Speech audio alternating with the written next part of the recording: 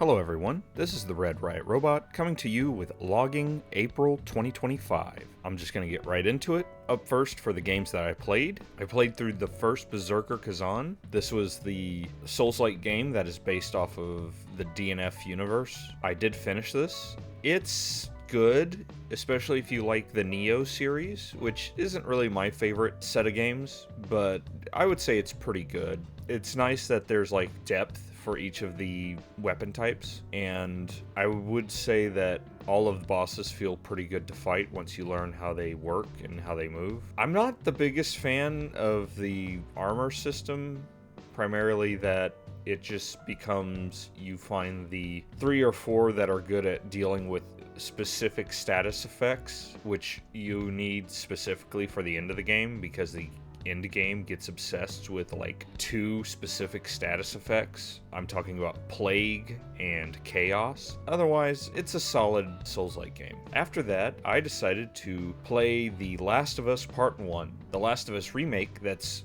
on Steam. I wanted to see if they updated it. They apparently have, and it runs pretty good for the most part. The only time the game really gave me any trouble was the big snow area when you first play as Ellie. Everything else seemed to run pretty good. I still enjoy this game. I never loved this game. Like, a lot of people kind of treated this as the, well, you know what, I'll just use what articles used to say about it, and that is the Citizen Kane of video games. And I've just never cared for that descriptor of it, but I still think it's a very good game and well worth playing. One of these days I'll play the second game. Maybe if I can get it for, $30 on Steam or something, because apparently the PC port for 2 is good.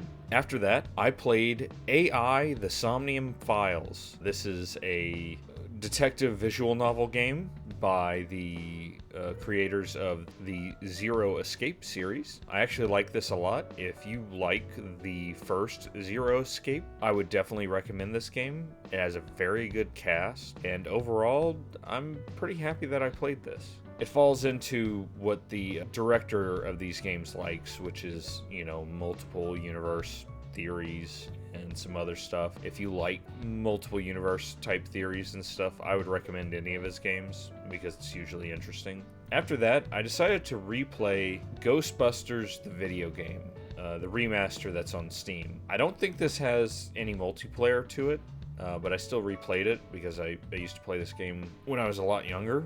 I was also surprised to find out this was made by Sabretooth Interactive, so it ends up coming off like a archaic, clunky version of Space Marine 2 video game, which is kind of funny. In fact, I'm pretty sure they have the same dodge animation, which is really interesting. This game is good until the end of the museum, which is the halfway mark. After that, to me, the game kind of falls off in the last 3 levels, and it's just not as fun, and the levels aren't as good because they start getting more and more open, and it's more and more annoying to chase down ghosts. After that, I played Haste. This was one of the games that I showed off in my Steam Next Fest, and I beat this just today. It's a roguelike infinite runner, I guess would be the description. You run really fast and you go through different environments with different hazards, and it controls very well and is very fun to go through. The story is okay. I do wish there was a more clear indication or easier way to get upgrade currency, because I feel like I'm not getting enough for what I do, but maybe I just play the game badly.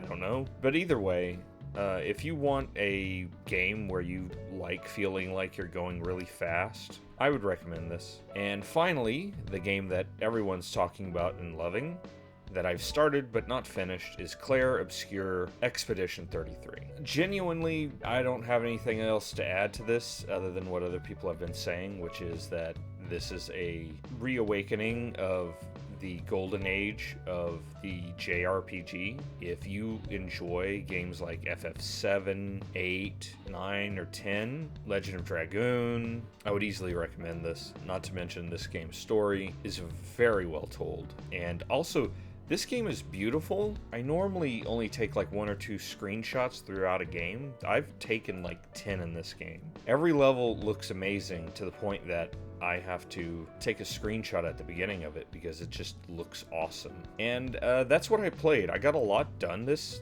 month. I've finished 5 games. They aren't the biggest games, but you know, I'm pretty happy with that. And with that, we're going to what's coming out in May. Well, what's not coming out in May is Lost Soul Aside. Sorry if this is coming out weird. Initially, when I first recorded this, Lost Soul Aside was coming out. It's not. So on to the next stuff. Also coming out in May is Doom: The Dark Ages, the big game that everyone's probably looking forward to. There's not a lot of other big games coming out in May, and it seems like Doom's going to be ruling the roost. I'm interested in playing this. I wasn't the biggest fan of Doom Eternal. I liked it, but I definitely agree with some of the criticisms that people had towards Doom Eternal. Otherwise, the last 2 games that I'm going to recommend are 2 games that were in my top 3 of the Steam Next Fest, which are Drop Duchy, which is that Tetris roguelike game that was really good, and finally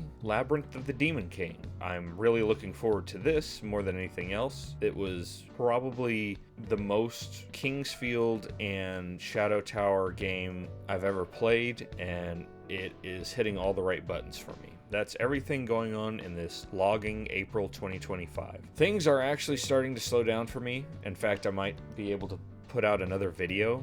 It won't be like a game review, but it is a concept that I want to talk about, and look forward to that. It'll probably be a couple of weeks. Thank you very much for watching. This is the Red Riot Robot, signing out.